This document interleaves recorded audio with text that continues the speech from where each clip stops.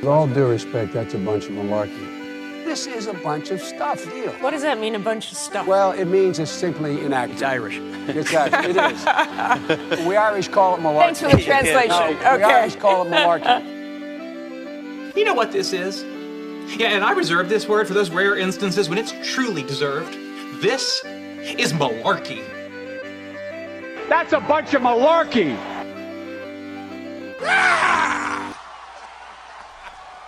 From the King Spring Studios here in Smyrna, Georgia, this is A Bunch of Malarkey. I'm your host, Charlie McMahon. Thank you so much for joining us on this post-Thanksgiving, post-Black Friday week as we turn the page and head towards the holidays. Joining me today on this cold, windy day is Jenny. Jenny, thanks so much for coming in today. Thank you for having me. Oh, it's a pleasure. Thank you for driving in on this blustery, wintry day. Yeah, it's pretty windy. It's like it doesn't want to make up its mind. We cleaned all the leaves yesterday, folks. That was my weekend. Christmas decorating and leaf cleaning, or leaf cleaning around Christmas decorations. We thought we had it all done yesterday. So I look outside this morning, and the entire yard is covered with leaves again. So the trees seem to be taking a beating today with the wind, so hopefully I won't have to do it again. How was your weekend, Jenny? It was good. It was good.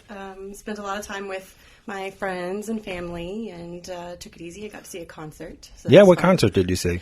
It's STS9. Oh, okay. And where was that? It was at the new Roxy Theater at the SunTrust Park. Beautiful, beautiful. Yeah. And did you do any Christmas decorating or shopping this weekend, or did you steer clear? I did a little bit of Saturday shopping, but not too much. Try and stay away from the crowds. Absolutely. My only guilty pleasure for Black Friday is going to Home Depot on Black Friday morning. They have these live poinsettia plants that are usually like $7. They have them for 99 cents. So they open at 6, and there's no like crazy people at Home Depot for some reason. So my wife actually came with me, the person who's not as big into Christmas as I am. We ran in and ran out, and we were back in bed at home at 6:22 after the store opened at 6. You can't beat that. So it was perfect. So I don't know if you folks out there went Black Friday shopping, but I thought there'd be more crazy stories in the news about Black Friday like there always is. I saw a couple of videos on Facebook of a few riots, one in Tennessee out of Victoria's Secret in Chattanooga, Tennessee, where the doors open. I don't know what they were grabbing, some type of underwear or robe. Everybody was just converged on this poor woman who was trying to give out these robes. I don't know what kind of special they had, but that's the only crazy video. And unfortunately, someone was shot in a mall in Alabama, and then the police ended up shooting the wrong guy, thinking he was the shooter. So those are the only two crazy stories I saw this year. Normally you hear of like a stampede or something insane like that, but I didn't hear anything crazy. Did you hear any crazy Black Friday stories? I haven't heard anything about it yet. Okay. So Jenny hadn't heard any crazy Black Friday stories, but I thought like even our Mutant of the Week nominees would be Black Friday people, but there really wasn't anything crazy from Black Friday. So you still eating Thanksgiving leftovers? Well, we had chili for Thanksgiving, so I had a little bit of that. Oh, okay. So you still now we were done by Friday. After Friday, I was like, all right, that's it. Yeah. But we don't eat the turkey. My wife's vegan, so we have the what do they call that fake roast, that tofurkey roast. Yeah. So it was pretty good, but after Friday, I don't want any more. No. And I have a very strict leftover expiration date refrigerator policy. So after Friday, that's it. If she wants to risk food poisoning, be my guest. So, like I said, we quickly flipped the switch from Thanksgiving and fall and pumpkin spice everything, and now we're knee deep in the Christmas season, and we have a straight run now. We have about a month. I think today is a month. Was it yesterday? What's today? The 26th. All right, so it was a month yesterday until Christmas. So we still got some time. So get your shopping started, folks. So we didn't have any Black Friday mutants, but that doesn't mean we don't have a mutant of the week. Mutant of the Week. That's right, folks. We have a winner from last week, and it was a pretty big margin. The Pancake Prisoner, the gentleman who escaped prison and went to the IHOP and got caught there, 75%, 25% to the guy who drove his car through the courthouse to complain that his drug paraphernalia was stolen. So 75 to 25. So that brings us to this week's nominees. And Jenny's going to read our first Mutant of the Week nominee. All right, mutant number 1 from Sarasota, Florida. An argument over parenting methods escalated into a violent altercation between two mothers who used a broken coffee mug to slash each other in a bloody fight that was witnessed by a busload of students. Wow. Shanked. Oh my gosh. Mother Tiffany Cruz defends her actions. It was self-defense over an incident that made no sense. Police said the fight started because of an argument over parenting. WFTS reported Cruz said she confronted the woman who has not been identified 2 weeks ago when she yelled at a child at the bus stop. The confrontation went from verbal to physical on Tuesday. Because she hit me, she got this close to my face, nudged me with her nose, and when she nudged me with her nose, it was her fist going up, so my fist was going up. All right. Cruz told WFTS, I put my arm up like this, and I went to run, and that's when she picked up the glass, ran at me, and stabbed me twice in the arm, once at my wrist and once in the back of my shoulder. Oh, boy. So they must have been like sipping coffee at the bus stop with their coffee mugs and I guess. Turned it into a shank.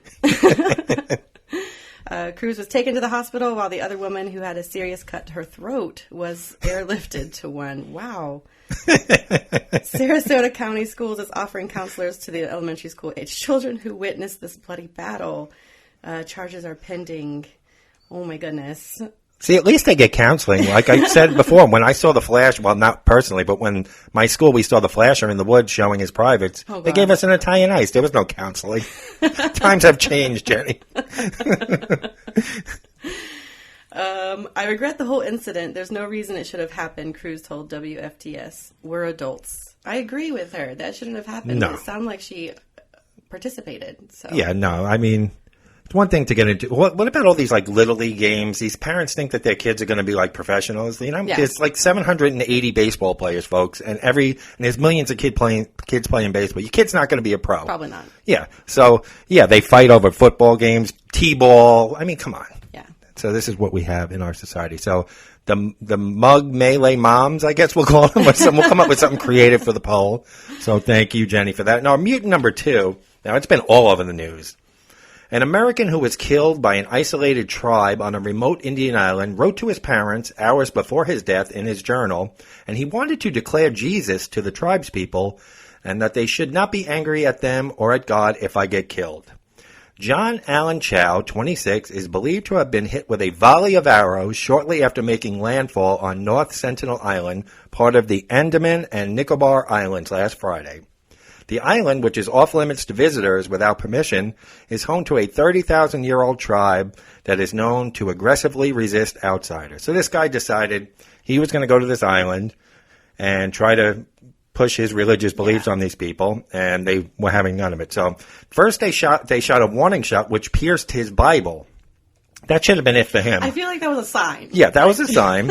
And then he heard them yelling stuff at him, so he was repeating the stuff that they were saying back to them, and they were all laughing at him. So they must have been calling him names in their tribal language, and they had a back and forth. So he was documenting all this in his journal, like he knew he was going to die, and he basically told everybody, don't come looking for my body, I know I'm going to die. And then he gave his journal to some fishermen who ended up giving it to authorities, and when authorities showed up, from a distance, they saw them burying this guy's body near the ocean front. I mean, come on, folks. And he actually paid off, because you're not allowed on this island, he actually paid off fishermen 25,000 rupees to smuggle him onto the island. So this guy really wanted to go there and push off his religious teachings. Yeah. So, you know, maybe when people come knocking on my door maybe I should have a bow and arrow ready. I don't know. You know, like the Jehovah's Witnesses, maybe I should be ready with a bow and arrow. Yeah, it's a little crazy, you know, to think that people feel comfortable doing that here. Never mind going to a remote island you're not allowed to visit. Exactly. So those are our 2 mutants of the week. Our tourist, I'll have a name for him, our tourist that got shot with the arrow, and our coffee mug wielding moms at the bus stop. So be sure to vote. The poll will be up on Tuesday afternoon, so make sure. And thank you for all your votes last week. And thank you all for continuing, even on a holiday week. We had great listenership last week. I thought we'd be down a bit because everybody would be running around, but listenership was actually up by a few last week, which continues to grow every week. And in case you don't know, folks, tell your friends, tell your family where we're available.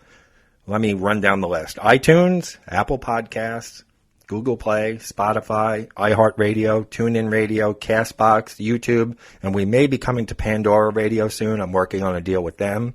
They're taking limited podcasts, so I put in an application with them, so we may be coming to them. So make sure you subscribe, too, because when you subscribe, the new episodes come up automatically. You don't have to go searching for it. So subscribe and leave some reviews, iTunes, Facebook. We really appreciate that. So our main topic, we can't joke around every week. I mean, we could still throw humor into everything, but I want to try and do new topics, new interesting topics every, maybe once a month or so. And we're going to start that today. We're going to talk about something known as polyamory. Now, Jenny's here to explain what polyamory is, and I have a lot of questions because I've been seeing it a lot trending on Facebook, even some clips of mentions of polyamory in TV sitcoms recently. And I know a lot of people, especially older folks, are probably like wondering what the heck it is. So, and even just regular married folks that never heard of it, that are monogamous, that have never heard of polyamory. Jenny's here to explain. Jenny, what is polyamory? Well, polyamory technically means many loves. Okay. So it's the practice of having more than one meaningful relationship. Okay. Now, is this limited to just people that aren't married, or people that are married can also be polyamorous? Yeah, you can definitely be married to one partner and have other partners that you're not married to. Okay. All right. And is there a difference between polyamory and an open relationship or marriage? I think so. I think it's technicalities, it's wording, it's however you're going to take it. Okay. But open relationships or open marriages usually means that they're just okay seeing other people. It doesn't always mean that everybody is being open or honest or communicating what they're doing, okay, which is maybe more what polyamory is. Okay. For most people, I'm going to go ahead and preface by saying anything I say is my opinion and my experience. Okay. And there are as many ways to practice polyamory as there are polyamorous people. Sure. Just sure. like, monogamous people. So you're only going to speak from your yes, experiences. This is my experience. Okay. This is how, I've come into it and feel about it. But with polyamory, you are usually more open and honest, and you have communication between partners, making sure that everybody is on board. You're taking into consideration the safety and health and well-being of everybody that you're connected with and everybody they're connected with. It becomes like a family. Whereas an open relationship, you're just free to do whatever you want. You don't necessarily have to tell your partner, I met Sally last night. Yeah, maybe they don't want to know, or maybe it's just more like, you do your thing, I'll do my thing. And maybe some people would consider that polyamory too. I think it's just a personal experience. Now, generally in a polyamorous relationship, say I'm married and I have 2 or 3 other relationships, and my wife has 2 or 3 other relationships. Now, do we all have to know each other? Not necessarily. There's a bunch of different ways that you can go about doing that. For me, I feel like it's nice. It's nice to know the people that you're connected with. When you care about somebody, when you love somebody, and they love somebody, you want to know them. It's like when you have a friend who has a friend. You want to know your friends' friends because obviously they have something in common. They really like them. They're important to them. So, make the effort, get to know them. That's kind of how I see it. So what if you're dating a guy and he has a couple of girlfriends or a couple other relationships, and you happen to not like one of his partners, and you're all in a group that hangs out? How is that? How do you balance that? Because you want to do what's best for the person you're in the relationship with, but say that person rubs you the wrong way, which is normal in life. Right. A lot of people rub me the wrong exactly. way. That's probably why I wouldn't be a good fit for something like this, because the more people I come in contact with, the less I like them. So I probably wouldn't be a good fit, but I'm just saying, what if you had you just didn't mesh well? Right. Well, that's going to happen. If you think about it, when you are dating multiple people, you don't necessarily want to keep dating the same person over and over again. So you're going to date different people. And when people are different, sometimes they don't get along. Sometimes they don't mesh. That doesn't mean that they can't care about each other or respect each other. And I think it's just having, respect and maturity. Right. And that maybe that's something that's missing with other relationships. It's just being able to be secure enough in your relationship to understand that just because they like that person doesn't mean they like you less, and that person might be very special to them whether you see it or not. Okay. Now, is polyamory, because I've only recently heard of it. I mean, the first time I heard of polyamory was during the Great Recession back in about 10 years ago. And I had read an article, I saw something, or maybe it was a segment on TV about like married couples bringing in a third or a fourth person, whether it be romantic or not, for more of a financial thing to help out because people were losing their homes and they were bringing in other people as part of the household unit. And that's the first time I ever heard of polyamory. And they had mentioned that there was romantic aspects of it, but it didn't have to be. Now, is polyamory, because it's so prevalent now, do you feel it, is it a trend? Is it a lifestyle choice? Or is it something that you've known you are since you were younger? Well, I definitely didn't know that I was polyamorous when I was younger because I didn't know what that was. Right. You know, it's not common practice within our society to explore other types of relationships. You know, you're given the same model to follow. Everybody does the same thing. Boy meets girl. Right. They get married. They stay together forever. You know, but as we have grown as a society, we understand that that's not always the case. Over half the marriages in the U.S. end in divorce. Right. And it doesn't necessarily have to be a boy and a girl. It can be a boy and a boy. Right. A girl and a girl. You know, whatever. It's, you know, it's... So it's definitely not a trend. It's a lifestyle, and it's something that... I think so. I think it's just something that you can choose to do because it feels right for you. I think pretty much anybody has the capacity to love more than one person. It's just whether or not they have the security to let their other people love other people. Okay. It could be something, you know, that if we brought it up as when we were younger that we understood more of, but because it's not, we don't. Right. Now that segues in perfectly. Now, I did more research for this episode than I've done. Normally, I just get on with stories from my experiences, but since I don't have experience on this topic, I did a lot of research, and there are a lot of misconceptions out there about polyamory. Do you want to share some of the biggest ones that you've come across when you've maybe told your friends or casual acquaintances that you're polyamorous? What are the biggest misconceptions you think that are out there? I think a couple of them would be that it's all about sex. Okay. You know, that it's just for, multiple sexual partners. It could also be like, oh, something's wrong with the relationship, so you're trying to fix it by seeing other people. I think those are probably the two main ones that come up. And it's not all about sex. That's not the situation. Obviously, sex is involved with most relationships, but you can have relationships that don't. Well, that's what I was going to ask. There could be like a bond. Right. I think polyamory is great because you just get to make connections with people, and they don't have to lead to sex. They don't have to lead to romance. It could just be a very deep friendship that if you were in a monogamous relationship might be a little, on the border of okay. Right. Because I think in a lot of marriages, I mean, I'm lucky where I have a lot of female friends and my wife doesn't have a problem with that, and she has male friends and I don't have a problem with that. But I could see in a lot of marriages where it's frowned upon if you have a close friend that's a female, if you're a man, and vice versa. So I can understand that. And that's just insecurity within the relationship and themselves. Now, I read that here are a few misconceptions I came across, and tell me if you've experienced any. And people that say polyamory is just another word for cheating. Right.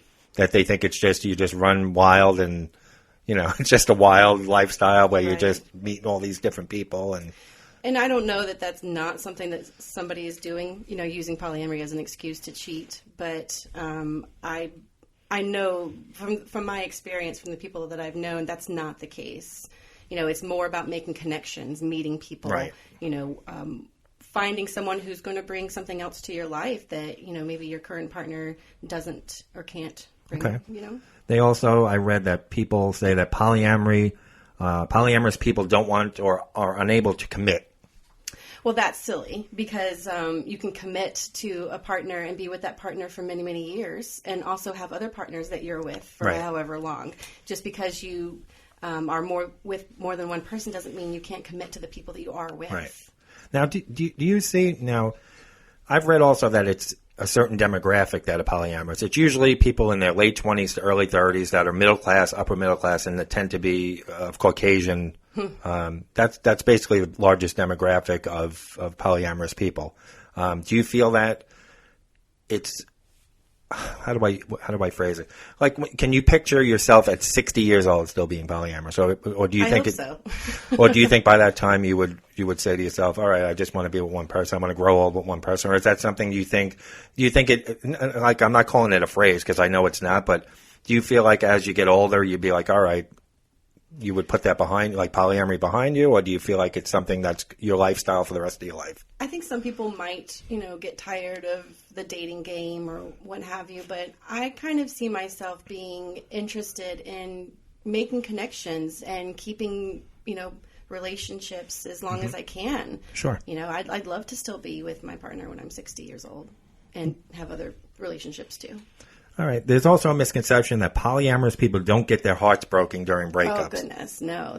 Oh, my gosh. Do you find it better that you have a support system, though? Yes, like if you do break up exactly. with someone, that you have your other relationships to help you through that? Yes. So it's easier than just being monogamous and breaking up with someone? Well, easier. Heartbreak is heartbreak. Right. It's going to hurt. Sure. But it is nice to have the support of someone who loves you and cares about you and wants to help you get through something that's pretty bad, like heartbreak.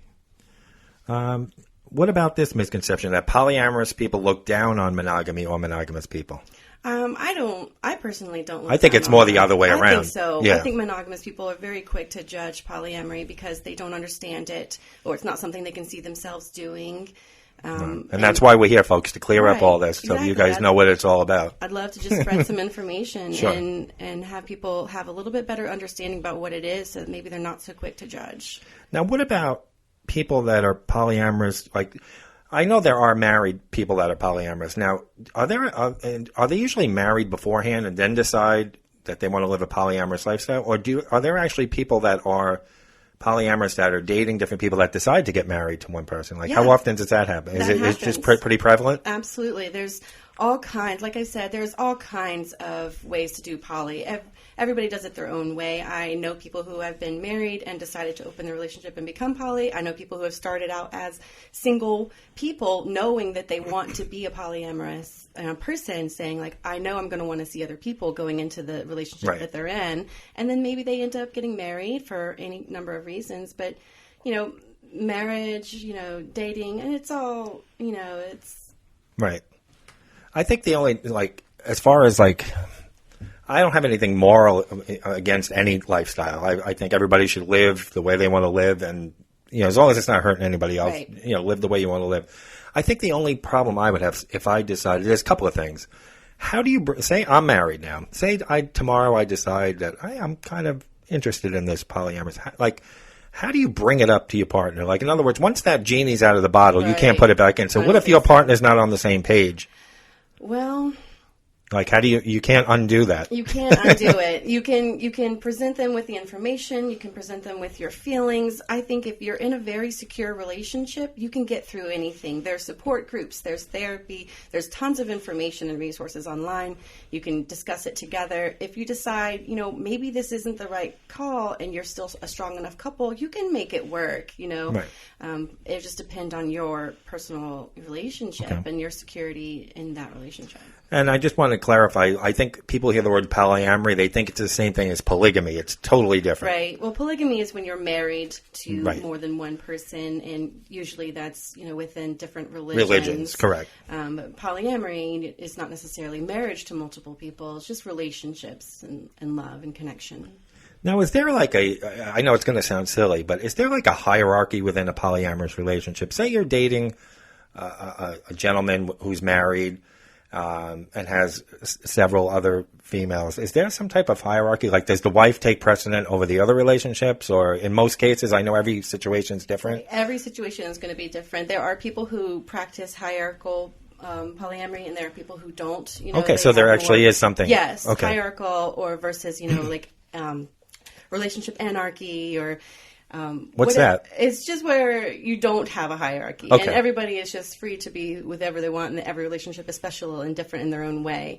But I think in a situation where if someone is married, they probably share a household, share finances, share a much longer history. So on multiple occasions, that relationship may take precedent just because of those, things. But that doesn't mean that relationship is any more or less special than the other relationships. Right. Okay. Now, do you feel that monogamy is more of a default lifestyle for people? Like, I think you alluded to it before, like it's how we're trained by society that this is the way you're supposed to be, whether it be a same-sex couple, whether it be a male-female couple, that you're only supposed to be with one person, when you decide to get married, because I don't know if you can look at the religious part of it, where you're taking a vow before God if you're married, or more than that, you're taking a vow in front of your friends and you're committing to that person in front of all your friends and family. You're making that commitment, and then a few years later, you're no longer honoring that commitment. So, do you think it's like it's just a default lifestyle that people are like, I think they feel forced into? I think it's a lot to ask of people, and I think we're just kind of programmed to believe that's what we're supposed to do. Listening to love songs and watching romantic movies. As someone who is now polyamorous, I can kind of see, it's right. indoctrinating people to think that this is the only way to be. Like, you're my love, I'm yours forever, together, nobody else. It's very controlling and a little scary to think that, you are going to meet the one person you're supposed to meet, and you better meet them by your time you're 25 or 30 or you can't have kids. Right. And then you're, never allowed to have feelings or connection with anybody else. There are billions of people in the world, right. and you're telling me the chances of your finding life, well, yeah, that's what I was saying. When people say I found my else. soulmate, what are the chances of your soulmate going to the same high school that you went to? Right. Maybe you found someone that you were very connected with. Right. But there could be other people in the world who you were also connected with in different ways, and ways that could help grow you or, spread, your love and wings. I think from what I've read, Jenny, I think that's like the people who aren't that familiar with polyamory is they'll say, all right, so I'm married and my wife doesn't fulfill, she doesn't like the same activities I do. So I'll just get a friend to do that with. My wife will fulfill 40% of, what I like to do. And the other 60% of activities and things I like to do, I'll just find a male friend or even a female friend to do. Why do I have to have another relationship to fulfill those things that maybe my partner doesn't want to do with me or not interested in? Well, you don't have to have another relationship. You can have a friendship or a connection that you fulfill those things with. The issue then would be, how do you stop feelings when you start to really get connected with somebody, when you start to really, admire and appreciate and love that person? Are you supposed to just stop having those feelings and stop being with that person because you don't want to, upset your spouse who you still love very much? Sure. It's very limiting. Okay. Now, do you feel like being in a polyamorous relationship is more difficult and exhausting than a monogamous relationship? There's a lot of more components to it. There's a lot more to think about. There's a lot of planning, scheduling, a lot more feelings. The more people you add to a situation, the more complicated it is going to get. But then the more beautiful it gets. Sure. So it's definitely a trade out. You're going to have to work a little bit harder at it, but I think you need to work at every relationship. And if you have one main relationship and you have 20 really good friends, you still have to work at maintaining those friendships. You have to check in with everybody and make sure everybody's getting your time and attention and love and support. So it's kind of the same thing, maybe just a few notches up. See, I remember since I was about 19 or 20, I've always had long-term relationships. Mm-hmm. And there have been breaks in between for 2 or 3 months where I dated multiple people, not committed to any one of them, just dated in the dating world. And I found it exhausting. Yeah. I found it, I was young too. I was in my 20s. Now, to see myself now at my age, mid to late 40s, I just, the thought of it exhausts me. Yeah. For some reason. I don't know why. And I'm not saying that, I'm just, because I'm old, I'm just settling and, I'm just doing what I'm told. The society told me to get married. Therefore, I'm just tired of dating. So therefore, I'm going to get married. No, I found someone that's compatible for me, who I love, and vice versa. Or at least that's what she says. Anyway, I don't know, Jen. You tell me. But I found it. In the last 10 years since I've been married, I'm married 9 years next year. Or is it 10 years? Until 10 years, and we're married 9 years already, go on 10. I'm in trouble for that. But I found that I did things in the last 10 years that I probably wouldn't have been able to do if I was still if I was still in the dating world. I ran my own business. I wrote a book. I'm doing this podcast. I don't think that I would have had the time to put into a lot of the things I wanted to do. I know I didn't, because I probably would have been more successful in my life had I not been focused on dating. I was always worried about dating and who I was going to see that night and how I might put all my energy into relationships. And I probably would have been more successful had I found the one earlier, or if I wasn't really concerned with it. Right. Well, that sounds like balancing your priorities. Right. You know, like to you right now, your priorities are your podcast and your growing and your writing Right. and you know, right now your focus is you. And before then, maybe your focus wasn't you. Maybe Right. your focus was meeting other people to help Absolutely. find who you are and grow you. You know, like, Do you feel like it takes, like, do you feel like you put a lot of time and energy into these relationships and it takes away from the you time? maybe it takes away from you time, but you have to make sure to find it. You Okay. know, work on cultivating your hobbies. You know, I'm an artist, so Yes. I paint when I have my downtime. Okay. You know, I try to go hiking. I try to spend time with friends. So it's not all about my relationship. But, Okay, you know, right. But it does take up a It significant does time. take up time, and if you're in multiple relationships, you have to find that balance. You have to make sure that you're, you know, meeting everybody's needs, including your own. Do you find it more stressful in multiple relationships than just one, or can one just be more stressful than them? Well, that depends on the relationship. I have been in very stressful relationships where it's only been one person. Right, so. right. I understand. Now, do you feel there's more communication required? There has to be. Okay. Communication is key. You have to be able to trust that your partner is going to tell you what you need to know. Right. And you have to feel comfortable to tell your partner what they need to know.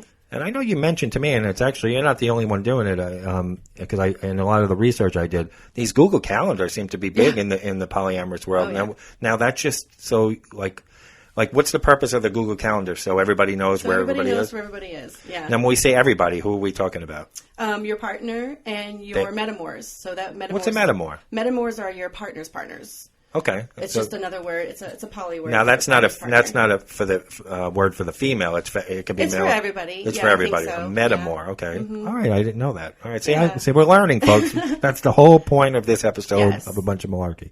So you basically, so this could be like almost like a tree of 50 people. Absolutely. It can spread out pretty far, and that's why communication is important. You know, you have to make sure that you're communicating your feelings and any issues that you have with your partner so that they can tell their partners and everybody can make safe and educated decisions. So do you ever see something come up on the Google calendar like, and you're like, who's Chris?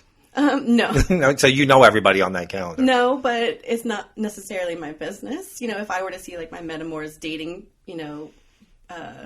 schedule, then I could ask, like, what is this about or how is this going? But really, it's not my business unless they want to make it my business. Okay. All right. See, I'm very nosy. I would want to know everything. I would be questioning. See, that's my next question. I think we spoke about what we spoke briefly about this topic, and this was like my biggest thing. Like, if I was in a polyamorous relationship, my wife went out on a date and then came home, like, do you ask about the date? What happened? Do you That's up to ask you. for details, or do you just say, all right, she went on a date, You let have it to be? find what works for you. So if between you and your partner, you don't necessarily want to know what they did, maybe if that's what makes you feel more comfortable, then that's okay. If you're very curious, then you can ask, tell me. And if you start to feel uncomfortable, like, okay, don't tell me. Right. Just find that balance where you're comfortable at. And as you get used to it, as you become more secure in your relationship and in yourself, maybe hearing about how excited and happy your partner is can bring you excitement and happiness. That has a word in polyamory too. It's called compersion. Okay. It's some people call it like the opposite of jealousy, or just having happiness for the people that you love. Like I'm happy that the person I love is happy. Can you be happy and jealous at the same Yes. time? How much jealousy comes with polyamorous Well, relationship? there's going to be jealousy because I think it's a very natural human emotion, especially when you're fighting a lot of the ingrained feelings from society. Like, Right. you should be jealous if your person is with someone else. Sure. But when you become secure with yourself and your relationship, then jealousy is easy to handle. You're going to experience it, but how you handle it and how you deal with those feelings is way more important than whether or not you have them. So you're going to have them, so deal with them in an effective, mature way. I'd be a nosy son of a bitch. Like, Christmas time is coming, folks, and I would be like, if I had, my wife was married to me and had 3 boyfriends, I want to know what those son of bitches were getting for Christmas. Like, if they got an iPhone and something nice, and I got a box of Russell Stover chocolates, it's going to be some hell to pay. Like, is there jealousy like that? Like, where, like the holidays come around, do you know what, like, your partner got his metamors? No, his partners, my metamors. Oh, your metamor. Do you know, like, do you talk about like what they got for Christmas and shit like that? Because that would piss me off. You know, if they got something better than me. I guess so, but I'm very lucky that I have a very sweet, and wonderful, and compassionate partner who tries very hard to make everybody happy. Sure. So in my personal experience, there's not a lot of that, but I can see where that can happen. You know, if you feel like, oh, maybe that person got more time, or that person, you know, got a better present, but then you have to think about, like, where is that coming from? That's a little, you know, that's maybe some jealousy, insecurity, immaturity within you that you should look at and understand that your partner loves you very much regardless of what gift they give you. Well, what about when a big event comes up, like there's a family wedding that he has to go to? Like, how does he pick which person he's going to take? Like, how does that, like, what is taken into account for big decisions? Well, that would definitely depend on the event, you know. If like a work Christmas party, a wedding, a friend's 50th birthday or 40th birthday party, like big events, big milestones. How does someone decide, like, is it defaulted immediately to his wife, or is it just something? Well, it definitely depends on the situation. Right. You know, if it's I know it's silly questions, but I'm curious about how the dynamic. Like, my work party has nothing to do with my metamor, so I'm going to bring my partner. But my partner's work party has maybe more to do with, you know, his partners than me, so it's not something that I need to be involved in. Okay. Yeah, because I know it's a little trivial things, but I just wonder how the dynamic works. You know, Absolutely. From somebody. It's going to be different for every group, different for every person. You know, you're going to have to find what works best for you and your partners. It's a constant work. Right. You know, it's constantly trying to find the balance, trying to make it work, just like in most relationships. Right, it's got to be a balance on the other end, too, because if I had a wife and I had 2 or 3 other relationships and I had something come up, it would be hard for me to make that decision and say, all right, if I choose this person, the other person might get upset or might get jealous. So it's got to be difficult on both ends. Right, absolutely. You know? It's always going to be, but there's got to be a lot of compassion and understanding. Forgiveness is pretty big. Right. You got to be, you know, ready to forgive because people are going to make mistakes because they're human. Now, let me ask you, is it, I probably know the answer based on my research, but for the listeners, is it possible to cheat in a poly relationship?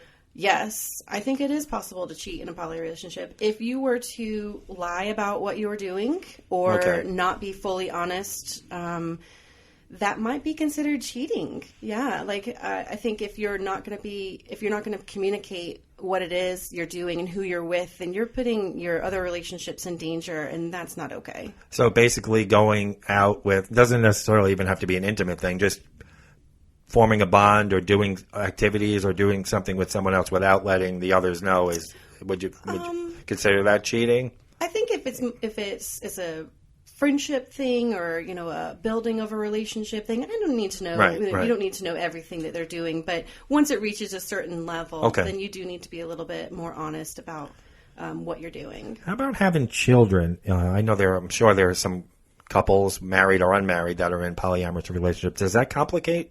Well, children complicate everything, Charlie. That's why I don't have any. Yeah, me too. Well, I would assume that it would add a lot of complications. I think it's going to add a lot to that Google Calendar. Right. You know, it's going to take a lot more time and energy. Going to Disney World. Right. But, you know, then again, that child now gets more people in its life to love and support it and help raise it. Right. So there's probably pros and cons. See, with a same-sex marriage, I think it's very easy to explain to a child. I have members of my family who are in same-sex marriages. And I think it's easier to explain to a child if there's a consistent parents, whether it be 2 women, 2 men, a man and a woman, even a transgender.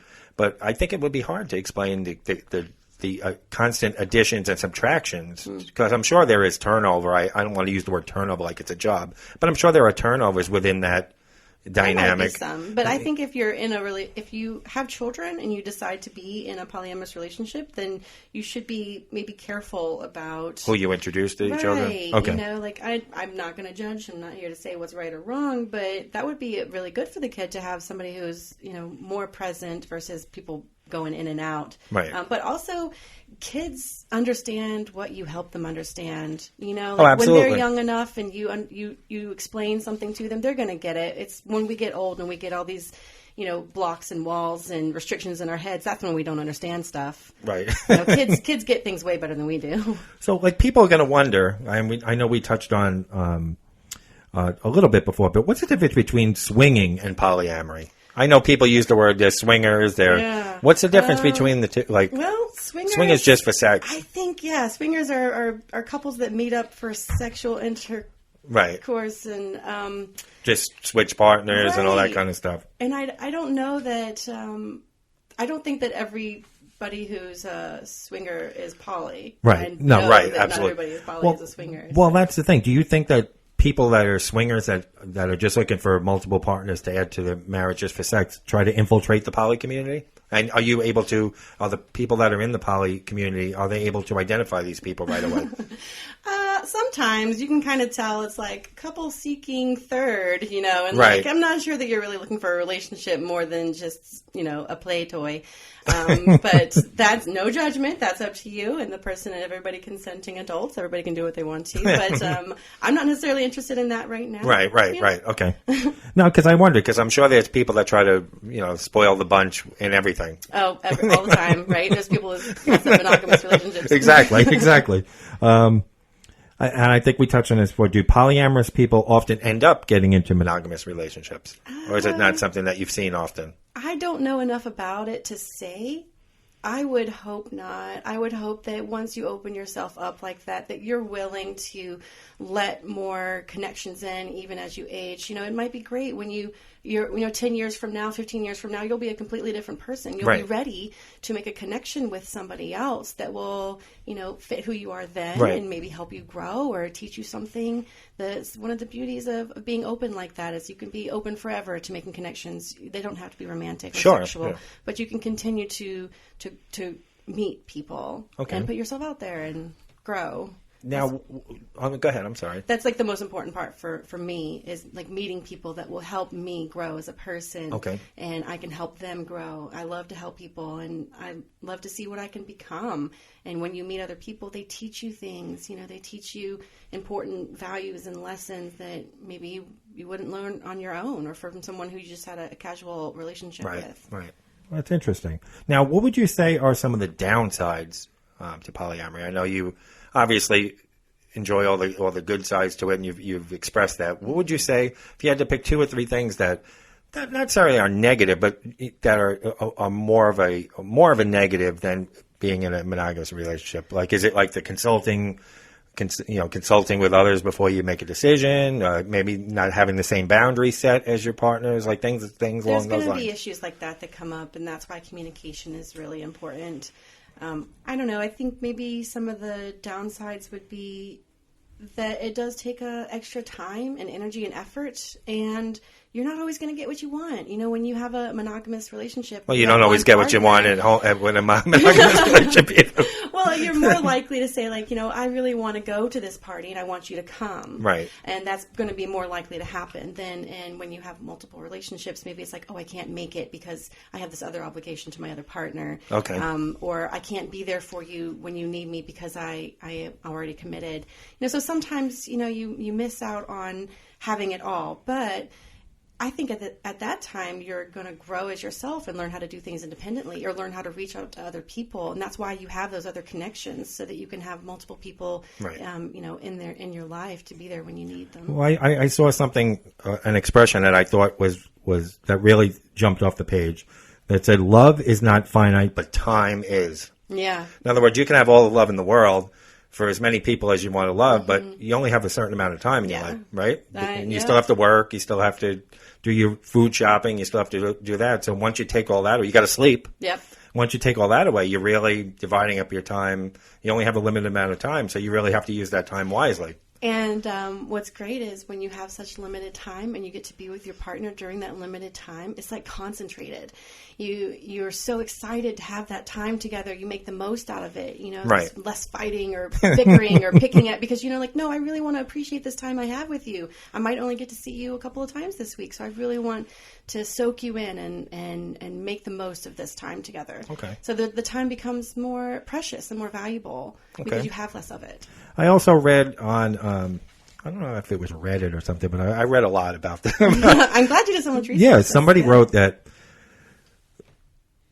sometimes in polyamorous relationship, you don't have the relationship you currently want, so I must be polyamorous. And it's almost like building a bear. You try to build the perfect partner by 20% with this person, 30% with that. It's almost like trying to make the perfect boyfriend or the perfect girlfriend out of 5 or 6 people. What do you...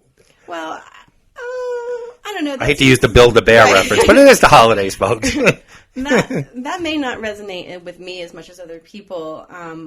I understand kind of maybe what they're saying. You have different connections with different people. So you have people that you connect with emotionally. You have people that you connect with intellectually. You have people that you like to go do things with or make things with. And so maybe one person doesn't fit all of those right. things. So it is exciting to have other people like, oh, I met this other person and they have this thing in common with me, so we can experience that thing together. But they may not meet my emotional or intellectual needs the way one of my other partners would.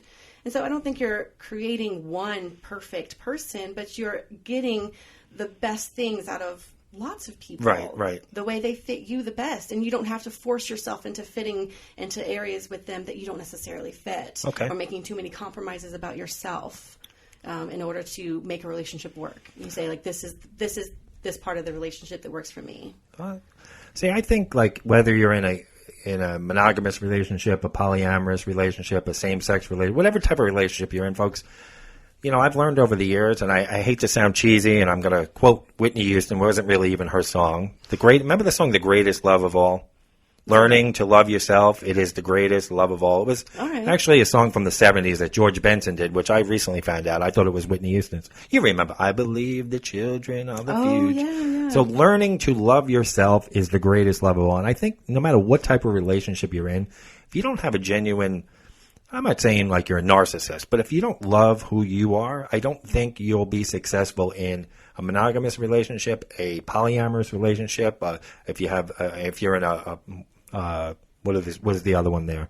Polygamy, a polygamous relationship, a same-sex relationship. If you don't have a love for yourself, and again, I'm sounding cheesy here, but I really believe that because it takes a long time for you, like you said, to find yourself and to love yourself. And I think until you find that, you're not going to be happy with anyone. I think that's very wise, Charlie. I'm You're a smart guy. No, because I see it over the years, and I still think at my age, I've been married almost 10 years, and I'm still not fully satisfied with myself. Well, therefore, you should be a work in progress. Yeah, always. I am. You're always a work in progress. Exactly. I think I'll be a work in. I mean, some people I think they reach. I mean, maybe they just put on a good facade for everybody, like these really successful people, that they're really happy with themselves. But I think when they look at themselves in the mirror or they're laying in bed at night, they probably have doubts about themselves. Like, you're an artist. I wrote a book, and I've gotten great feedback on it. But I still question myself. Like, everybody will say it's hilarious, but I still say, could I have done this differently? I'm constantly questioning myself. And I guess that's part of growth. Yes. And some people are willing to work at themselves to grow, and some people aren't. Right. So I think that we're just people who like to grow and like to change. So do you agree with Whitney Houston? Yeah, I do. I agree with her. She's very wise. I think it's really important to get to know yourself because you're constantly changing, and you're the only one who really knows you. So like if you don't take that time to get to know yourself, how are you going to, find other people to get to know you? Is there any? I don't have any more questions, but I would love to continue the chat. Is there anything else that you want people out there to know about polyamory, or about, from an information perspective, or from any perspective? I don't know. I think it would be really nice if people would just be a little bit more open-minded about all alternative relationship styles. I think we're getting there as a society, but there's still a lot of people who very quickly dismiss anything that's not like what they know. Right. And that can be a little frustrating, and people think, oh, I don't understand. Well, because you don't know about it. So ask about it, learn about it, research it. I'm okay answering questions when people ask me, like, oh, I have a question about your, your relationship. Okay, well, if I feel comfortable answering it, I will. I'd love to make sure that people know what this is about and have a better understanding about it. So don't be scared to look into it and to research. That doesn't mean that you have to practice it. Sure, absolutely. I'm not saying like all monogamous people need to become polyamorous. Right. That's crazy. But just be a little bit more open-minded and hear people out and understand that that love is beautiful and you should let people love the way they want to love. Absolutely. And I think that's why I wanted to have you on. You know, you're a friend. I've known you, believe it or not, a year and a half already. Time flies. Mm-hmm. And I have a couple of other people who are polyamorous. And when I was first told about it, I really didn't know much about it. Right. And I did a little bit of research, but, you know, I wanted to have you on. I thought you'd be the perfect ambassador for it, to explain it. You're very well spoken and just really fun to be around. I thought you would express it very well. And that's what I want to do. I want to, you know, I can't be Mr. Joking all the time on the podcast. So I want to once in a while throw in a topic that maybe people don't know about. Because I think people that are in same-sex couples, whether it be marriages or relationships, that are even dating, they had to go through this, all the misconceptions and stuff. And I think we're finally getting to a point, although we do seem to take a step back here and there in the country. Yeah, it happens. I think that you're kind of in the groundbreaking stage now with polyamory. It's just starting to become more mainstream. And I think it's good to have an informative discussion about it. I think so, too. You know, I think it's really good that people are going to be maybe open-minded to the new things that are coming up, and I hope that we don't take too many steps backwards as a country. Yeah, you and me both. I can hear my dogs barking in the background. I hope you guys can. Well, Jenny, I really, really appreciate you coming down today and having a chat. I think people are going to find it very interesting. I did. So. Okay. And between what you brought to the table today and my research and the questions, I think we covered a lot today. I think so. Thank you so much. I appreciate it. And Jenny, did you happen to read the book yet? I did. You did read it. I have read a lot of it. You are hilarious. So we're talking about a whole lot of shenanigans real quick. Now, folks, it's Black Friday week. From now until supplies last on eBay, come on, $8.88, folks. That's a great deal. That's a great deal for a 240-page book. It's full of true stories from me working in a parking lot, as I've told you 1,000 times. Go to eBay. Supplies are limited. There's about 35 left. $8.88. They'll be available forever on Amazon for a few dollars more. Free shipping. I think Amazon's doing free shipping right through Christmas, whether you're a Prime member or not. So you'll get free shipping on Amazon. $8.88 on eBay. Pick up the book, folks. Especially if you know me. Come on, pick it up. Right. $8.88. Perfect Secret Santa. It's that $10 threshold at the office. They don't want stocking stuffer. You wrap it up. I'll tell you, buy it through eBay, folks. I'll even get out the wrapping paper. I'll even wrap it for you. Are you a good rapper? I'm an okay rapper. My wife might have to come in with the ribbon, but I can do the basics. It's not going to be like, where you get it professionally done at the mall, but it'll be passable for Christmas. All right. Sounds like a good deal. So Jenny's a reader of the book. She liked it. And come on, how could you not listen to what Jenny says? So a whole lot of shenanigans, $8.88 on eBay. So folks, thanks again, Jenny, for coming in. I really had a good time. Thank you. Me too. And folks, thank you for tuning in again. Wherever you listen to us, subscribe. It helps with our rankings. In other words, if people are searching for a comedy podcast, they don't know about a bunch of malarkey. We're not going to come up in the search if we don't have a lot of reviews and subscribers. So we need you to go to those platforms where you listen to us. Again, iTunes, Apple Podcasts, Google Play, Spotify, iHeartRadio, TuneIn Radio, CastBox, YouTube. Subscribe. It helps us in the rankings and helps us get a bigger audience. So, and again, thank you all for each week for the listenership going up. I can't thank you enough.